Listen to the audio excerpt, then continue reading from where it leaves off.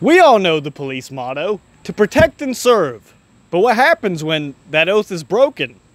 This is Dexter. He's a Richmond resident. And early this Sunday morning, he came outside to a very interesting scene. So, what happened here? Well, as I was sleeping, and I hear my little dogs barking, so I'm a light sleeper, so I'm gonna wake up and see what's going on. And as she was barking, you know, I always look out my window just to see what's going on.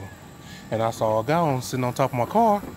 So I go out. Some stranger just sitting on top of your car. Just sitting on top of my car like it's his, like, oh, you know, I'm balling, I'm a big baller, this is my car.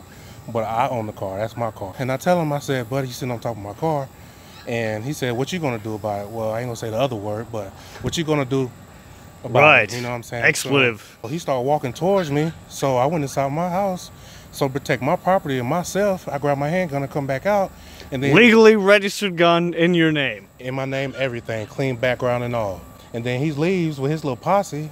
So I go back in the house, mind my own business. And then 20 minutes later, Bella started barking again. And I look out the window, there was a cop coming with a handgun. So now the cop showed up outside. The cop shows up 20 minutes later, and all guns are drawn and ARs are out. They had rifles drawn. Rifles drawn. So I felt nervous about myself, so I complied with everything they said. Right. And then they asked me, it was like, well, can we go inside your house? And I had my door closed. I said no. And then the other cop automatically put his handcuffs out and put me under arrest. For what? That I don't know. This is my property. This is my vehicle. I have every right to protect what's mine. And you have no idea why the police showed up here? Well, I think that he called the cop. The man who was sitting here, you believe, called the police? Yes, because the neighbor who was trespassing on your property. On my property, sitting on my car that I work hard for it. And then he put me in handcuffs, and then he went inside my home anyway and searched my house without a search warrant. And asked me where the handgun was, and I told him where it was because I don't have nothing to hide. The police claimed that Dexter came to the door with his gun in hand. But no, it was sitting right here on his bed. So I'm nervous about, you know, my safety because you're going in my home searching my house because I have a gun that's registered in my name. Right. Well, you were trying to protect your own property, your own vehicle that you're paying for. Exactly. My hard working money that I wake up every morning to go work for. That's what I work for, to have nice things like everybody else does. As if that wasn't enough, they busted into the bedroom where his sister-in-law was sleeping, trashing the room, dragging her out of bed by her ankles, all while pointing their firearms at her. She was just there to rest after a stressful day. Well, these guys certainly didn't help. What happened from your perspective with all of this? By the time they got to the door and opened the door, I heard the bedroom door open. And that was like, okay, maybe I'm not dreaming anymore. And then it was like screaming from there on when they opened the door and seen me. Get on the ground, don't move or we'll shoot you, get on the ground. And why do you think they were doing that? I didn't know. In my head, I'm like, what is going on? That's what I kept repeating. What's going on? Is everything okay? What's going on? And did they say anything why they were doing this? Didn't say anything. There's 3 officers in the room. All 3 of them had their guns pulled on me.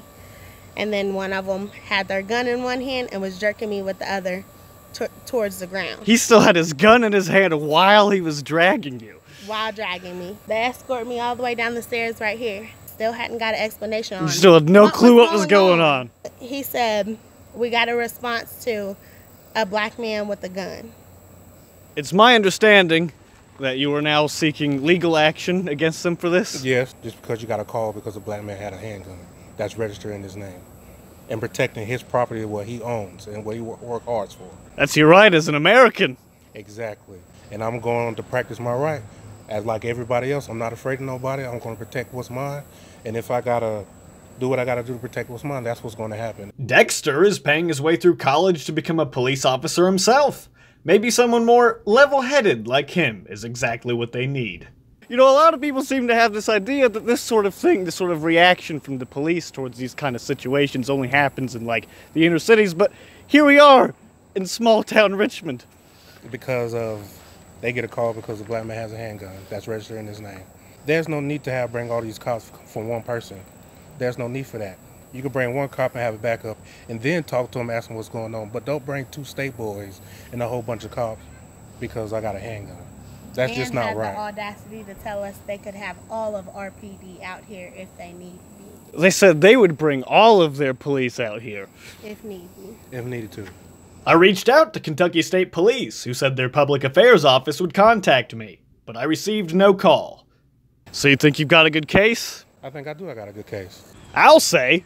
This is Buck Floyd, reporting from Richmond, Kentucky.